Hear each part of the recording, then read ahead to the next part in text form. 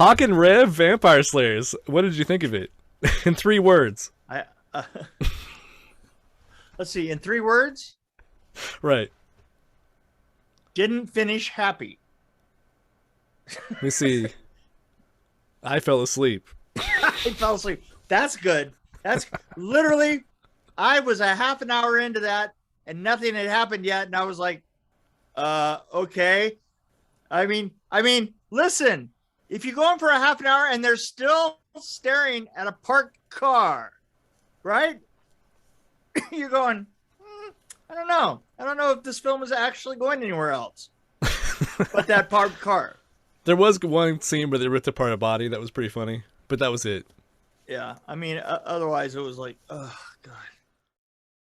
So did you watch both Unholy Threes, or I kind of scanned through the second one because it was basically the same. I scanned. Well, the reason that you'd scan the second one is because it was exactly the same film until the very, very end. Oh, so I think we're getting ahead of ourselves. Oh, so we watched The Unholy Three with Lon Chaney, directed by Todd Browning in 1925. Silent movie. Silent movie. But it was a sideshow ventriloquist, midget, and strongman form a conspiracy known as the Unholy Three and commits a series of robberies. And then in 1930, Todd Browning made the same movie again with Lon Chaney and only changed like 2 characters, basically. Yeah. And it's a talkie, so people could hear you.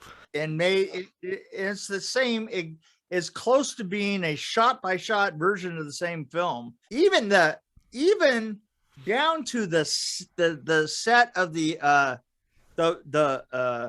cabin was the same. The cabin was the same. What surprised me is the inside of the bird the bird store was exactly the same, and the side room to it. Not only was it the same, it was laid out the same so that the blocking would have been the same. So I was wondering, did Todd Browning say, "Hey, I think they're about to do talking pictures soon. Maybe we should just put all this stuff in just put cotton balls and everything and save it." I mean, did he save the sets? Like, just set them aside? Like, see, now that you've dealt with it, you know what a pain. You know that's something that actually you think about. You go, my God, how did they? we used to have folding rules for sets that you'd get to the end of a show and they would say, well, we'll fold them, and you would fold them up and leave them on the stage for a certain period of time. If you could, you'd leave them on for 3 days, which would give you time to develop and just see how bad you were. Because kids, there was a time where we didn't know what it looked like until we developed the film. Oh! So, yeah. Seriously, and you had to wait. You had to wait days, right? Well, no, you could wait 1 day. 1 day, okay. Because 1 day. But I will tell you a story. Oh yes, kiddies. Santa's got a story. It's story time with Mick. It's story time with Mick. Mick Strawn is the best. He is gonna blow your mind. Story time with Mick. Story time with Mick. Back when the technology started to change, and we started to do weird mixes of development and digital takeoffs, because the digital wasn't very good, but the advantage was that you could do a digital takeoff of a camera, off of a filming camera. You could take a digital off take of it. You could edit that in real time on a computer. I mean, it didn't look good, but you could edit it, and then you could put the whole film together as you went down the road, and know whether or not you needed something, and then technically, then they would just take the negative and they would cut it the way that you cut, the that you cut that digitally. That was the idea of a camera that we used on Mantis. We used a new set of cameras that all had these digital offtakes, and so the editors were furiously editing as we were going along, and every day we were going to do dailies just like we normally would. We would develop the film and see if the dailies and the takeoffs matched, and of course they were perfect, and we didn't have any problem. And boy, over a 7-week shoot, we gotten so lazy that we didn't develop the last 3 days of film, which were in the set with the Mantis car and all the rest of that. And I guess on like Tuesday, the gear in the camera slipped. Oh no. and we hadn't been so we just blithely kept editing away, off of the digital, and we didn't have anything to show for it. No film, right? So then for 3 days we had to go in and we had to reshoot 3 days of film on Mantis. And I have to tell you something. These are professionals. I mean, they're professionals at doing unbelievable things once. Right. They're really fucking bad at doing it twice. Well, didn't you have to set it up again? Well, yeah, we had to set it up, and we had to set it up means as they had already edited it. We had to set it up according to, literally according to the screen. Oh, wow. Yeah. Of a playback, right? Oh man, I'm telling you something. It was just like. Well, you've told me stories about when they strike sets. It's like literally like minutes. Yeah, minutes. Yeah, well, we struck all those sets, and then we had to put all those sets back together, right? And they were complicated sets. Oh, I gotta tell you something, man. It's like I got in an argument with like the PM over the most stupid thing. I still to this day kick myself in the ass for it. But it was just literally because I had to redo something, right? I was just not used to going in and doing something again, just like I just did it. And everybody wanted to kill everybody else. Man, it was fun. It was like asking Picasso to recreate his masterpiece. Right, exactly. It was like, hey, now that you've cleaned your brushes, yeah, we really. I'm gonna wait. I don't have a coffee cup. I'm gonna need you to. Exactly. I'm gonna need you guys to work on Saturday and Sunday and Monday and redo that Rembrandt. That's exactly. Yeah, just I'm gonna need. Yeah. Oh God. I gotta tell you something, man. It was that Sistine Chapel thing you did? Yeah. I'm gonna need you to come in on Saturday. Yeah, we have a problem. Yeah. That big piece of plaster up there. Yeah, that really wasn't plaster. That was a piece of paper that we put up there to see what the plaster was going to look like. But hey, listen, we really liked where you're going with that. Yeah, that sucked. That really sucked. Well, I forgot the meaning. I forgot the true meaning of dailies. I mean, yes, the true, honest to God meaning of dailies. And then you look at them to make sure they're good, and then you move on, right? That's right. Okay. And the thing is, you would have like this total range of DPs, but for the most part, the DPs would be up there, and they'd be with their little magnifying glasses looking at the screen. They had these little scopes that they could look at the screen, the grain on the screen, and see, and the great thing about it was I was well known for standing behind the DPs with a tube off of the toilet paper roll. and just going like this and this and closing the one eye. And what I would do is close the one eye and use that eye to look through. And, Sounds about right. yeah, it was very me. Yeah, I wasn't always the nicest guy, but it was funny. I've worked with you, and you were really nice. And that was I, like though? after you retired for years. Yeah, You lost yeah. a little of your edge, but Little of the edge, little of the edge. I could kind of see what you might have been like, 30 years ago. Yeah, you can see Totally that. see it. I, Yeah.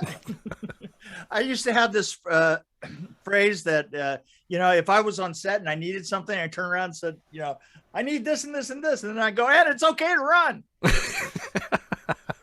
Well, you used that on me one time. Yeah, I did. And I was like, Very but the true. grass is wet. That'll help you go faster because you just skate along and use the gravity on your side. Exactly. So you probably worked with Harry Earls, right? Back in the day? Wow. I had to do that. Sorry. Yeah, you did. So this was his film debut, and I'm obsessed with this guy because he's a horrible actor, but he was what they called him in this movie they called him a midge, which I was kind of offended by, but that was in the 30s, so Okay, now I've gotta let it go. completely lost the plot. What am I talking about? the Unholy Three, the little guy. Oh yeah, that one. The little person that they were calling the midge, which I let it slide because it was 1930. But he's a horrible actor, and I couldn't hear anything. I couldn't understand anything he was saying. He's like, Yeah. that's how he delivered his lines, and I'm like, what? Well, wasn't he he was the same one that was on Freaks? Yeah, and he's like, Right? yeah. So no, Yeah. this was his debut. Oh, Oh, he was 1925 was his debut. Oh well, listen. He was still a piece of wood. He was great in 1920. No, so I think the 1925 version has more magic than the 1930 version because of the talking. And I think Well, Lon the Chaney thing- wasn't as good in this, and he can't even compare it to Lionel Barrymore. Lionel Barrymore was amazing in Yeah. Devil Doll. But the other thing is that there was something. It was kind of obvious that everybody had to face a certain way for the microphones or Yeah, something. yeah. Because when they were saying something, they would get their head in a particular position. It was like, oh, here comes my line. Yeah, and the guy that And played here I am, Hercules, wasn't he but- his accent was pretty heavy, but I can understand him. Well, this was the 1930 version was pretty terrible for audio. 'Cause I Yeah, was like, it was. what did he say? But you had to think of what we listened to or what we were the story that we were trying to tell in the silent version was about somebody that threw their voice, Yes. right? I mean, of all the storylines that you could come up with, right? And they had to animate it. Yes, exactly. And you're like, wow, that's really strange, and throwing the voice thing, you were like, man, this is a tough concept. And my wife came in halfway through it. My wife came in and said, so what's going on here? And I was like, I sort of God, I couldn't even tell. I couldn't even begin to get into it because she asked the most obvious question. She goes, well, so their big idea for making money is to get a pet store and make false talking parrots. That's the big idea. And I was like, well, yeah. Well, that was their Yeah, and side then deal. That was their side hustle. Yeah, side hustles. Yeah. Well, they were my just wife trying- walked in and said, kind of the same lines, but totally a little bit more aggressive. What the hell are you watching? what the hell are you? And I said, I don't know. I'm trying to figure it out. Like, I'm trying to figure this out, but and then the things that were exactly the same time, the second time, with the sound recording, just kind of blew me away a little bit. I have to say. No, that was actually. I would like to take these two movies and edit them together. Yes. Take the good parts from each one. By the way, I have to say this is that Lon Chaney is so much better of an actor than his son. Oh, absolutely. I Yeah. mean, you know, that guy's got tools to work with. Yeah. Because he goes in both of them, he goes from being the most unsympathetic of characters to this whole range of being, you know, a sympathetic, not only a sympathetic character, but kind of a hero at the end, which was of course the actual arc of the story.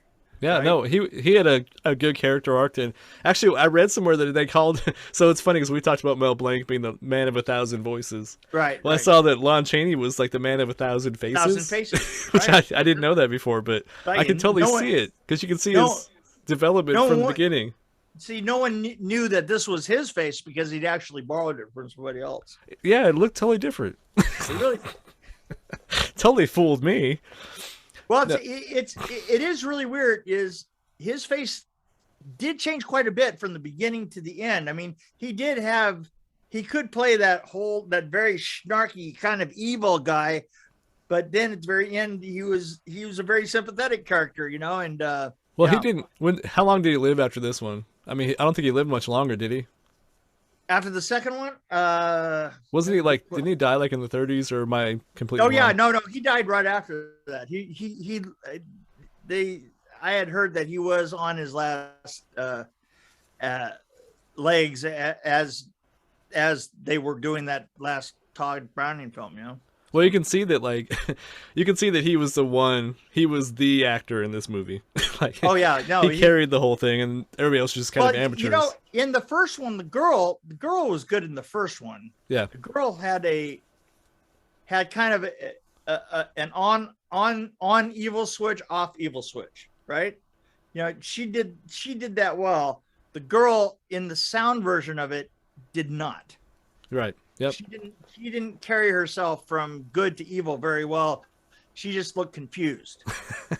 Well, I also thought maybe the makeup, or maybe it was just the quality of the camera was too good from the 1930s. Because I thought it was better in 1925 because he looked more like a woman. I don't know what it was. It was the Yeah, makeup he or the did look lighting more or like a something. woman.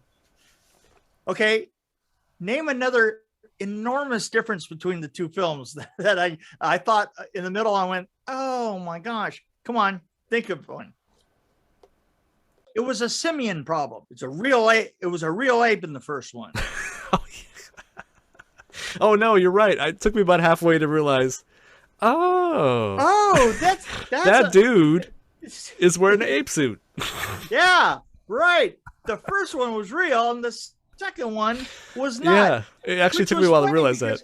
because then you could have more of a tussle with the bed because they were going back and forth with the bed, right? You That know, was and that would have been a really unsafe scene to shoot with a real ape.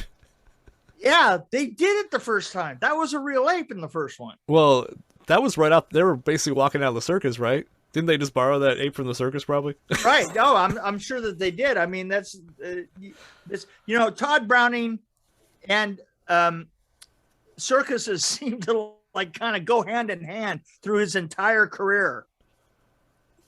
But yeah, that second scene where he like went through the wall was basically ripping through the doors and stuff. Right. You couldn't do it that was with a real like, ape. you know, what was funny is the first time it was like just real. It was a real door, Yeah. which was really interesting because the first time it was a real door. They just kind of like didn't put the nails in all the way, you know, so that the ape brought it down. But the second time it was probably they had so much trouble, you know, with the mitten in his hands as they had to make it out of paper, and he just crunched it. Yeah. Well, did you notice also like the one thing that made me realize it was a guy in a suit was when he was about to attack somebody, he just kind of went and just started walking towards somebody. Yeah, I mean, I well, don't think a you real know, ape would actually just kind of casually saunter over to attack somebody. I think he would actually probably run faster, you know?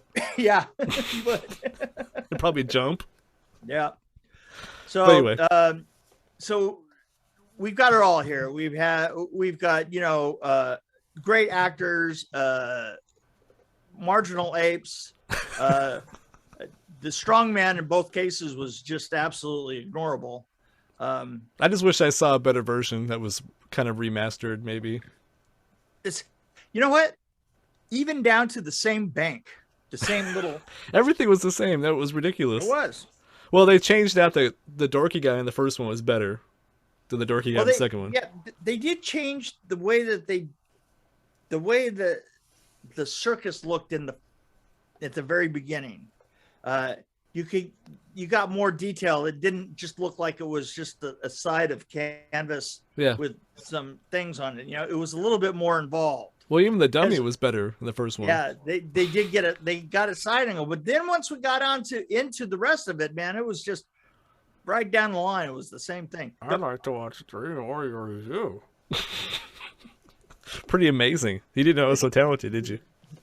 Well, yeah. You know what? It is like I can just imagine him going, "You mean this time I'm going to be doing this, but I've actually got to kind of do it?" And they go, no, I know that it's sound, but we've got control of it. There's a guy right here and he's making sound. I get it. Yeah, he could like do it off. I'm gonna take my watch and drink a glass of water. So what would you rate these two separately? Together? See? Well, I mean separately and then together, I guess, averaged out. You know, it was an interesting story. What can I say? It was an interesting story. It was a really simple story, though, wasn't it? It was, well, yeah, but it was really complicated considering that they had to put through all of like the ideas through cue cards that also included a puppeting dummy, you know, and of course he didn't have to worry about, you know, the voice of doing the grandmother, which was probably a big difference in the second one where we actually it was. Yeah. But you know what? Overall, I have to say, if you watch the two of them together, it's an absolute education. Well, he did say, "Well, I do have kind of a headache." Yeah, I know he did. He did a big slip up there on the stage. And you're like, what? But Lionel Barrymore, no, watch Devil Doll. That's if you want to see a guy acting like a woman. That's it. Yeah. I know the first one. I think I would give a pretty good rating. Probably, I mean, maybe a little bit better. I'm like a 3.5, and the second one I'm like a 3.2, maybe 3.1. Yeah, I'm gonna go like for you know I there are very few true. I mean, other than your good occasional vampire non-talkie. Like Nosferatu. Nosferatu, yeah, or you know, the other one would have to be your doctor, your standards, your Caligari's closet, your Metropolis. Any Fritz Lang movie, pretty much, right? Yeah, basically. Yeah, you know, if it wasn't, you know, you know what they say. They say if it ain't Fritz, it doesn't count for anything. Right. That's what they say. Yeah. So I would have to like probably go 3.2 the best. So we're about the same then. We always why do we agree? I don't like this agreeing stuff. It's like ridiculous. Shut up. But if you want to see a great movie, watch Hawk and Rev, Vampire Slayers. God. I don't know. You know, the thing is I left that running, and so it must be up to at least like 5 hours, and maybe something's happened by now. You don't know. Well, I fell asleep and woke up with it ripping apart a body. I was like, "Oh, that's kind of funny," and then I fell back asleep. But I didn't go back to watch anything else. Well, you know, it was a comedy in sort of that Andy Kaufman way where he just stands and stares at the audience. Yeah, but that was funny. Eventually you're just going to break and start cracking up, right? Because nothing's happening. But see, that was Andy Kaufman. Yeah. Well, tell them that. I don't want to trash these guys. I don't know them. But their movie sucked. But you know, yeah. I don't know. But I don't owe them anything. Well, wait. I can't judge them until I try to make a horror movie. I'm Santa, damn it. But it sucked. But it sucked. Anyway. Other than that, it sucked. So far, I think if I was gonna rate what we've watched, so we watched The Freaks, Devil Doll, and 2 Unholy Threes. I think I would put Devil Doll before Freaks just a little tiny bit, and then the 1925 Unholy Three, and then 1930. I'm still, you know what? I still think that Nosferatu kicks all their asses. Yeah, but Todd Browning didn't direct that, did he? Oh yeah. As far as Todd Browning goes, is there anything left that we haven't done by Todd Browning? Yeah. I was actually curious about his last movie he made. Yeah, we got to see that. I don't know what that is. We're just, you know what? As long as we're going down this rabbit hole. Well, he only directed until what? 1939. His last movie was Miracles for Sale, and that was the one that came after Devil Doll. Yeah, and he literally he went into he still was stinging from Freaks because he thought that Freaks was a brilliant film, and absolutely nobody agreed with him. Well, he had 2 movies in there. He had Mark of the Vampire was one of them. I don't know what that is, but I'm just looking at his thing now. But Miracles for Sale was his last movie, 1939. Well, we're just, you know what? We're just going to keep on going down this Todd Browning hole. Looks like it has circus performers in it. Uh-oh. Oh, really? Todd Browning and circus performers? Right. Well, anyway. So that might be in our future. Yeah, well, there you go. Okay. Happy Thanksgiving Christmas thing. And I guess Merry